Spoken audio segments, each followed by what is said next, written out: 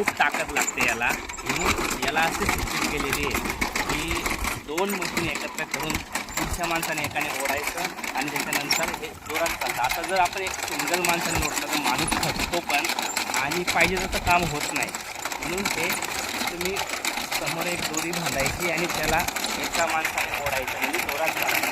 म्हणजे आपला खर्चही वाचेल, खर्च म्हणतो, आणि आपला वेळही वाचेल आणि एक माणूस थकणार पण नाही. म्हणून याला 2 माणसाची गरज असते. चांगलं होतं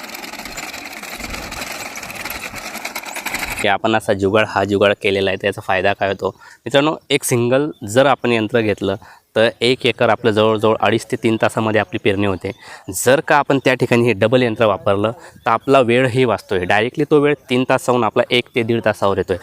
आज जवळजवळ आपण हे 4 एकराचं वावर आहे, आता अर्धा तास झालेला आहे आणि अर्धं म्हणजे 2 एकरचं वावर आपलं संपलेलं आहे पूर्ण पेरणी करून. म्हणजे खर्चाची किंवा वेळेची तर पूर्णपणे बचत होते आणि मजदूराचा सुद्धा आपल्याला इथं खर्च वाचतो आहे.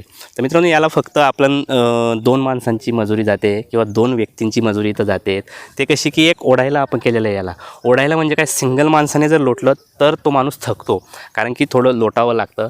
पण आपण त्याला समोर एक दोरी बांधलेली आहे, त्या दोरीच्या सहाय्याने आपण त्याला ओढतो आहे आणि तो म्हणजे सिंगल माणूस न थकता दोन्ही माणसं एका वेळी काम करतायत. म्हणजे ओढायला सोपं होतं आणि मागच्यालासुद्धा इथं सोपं होतं.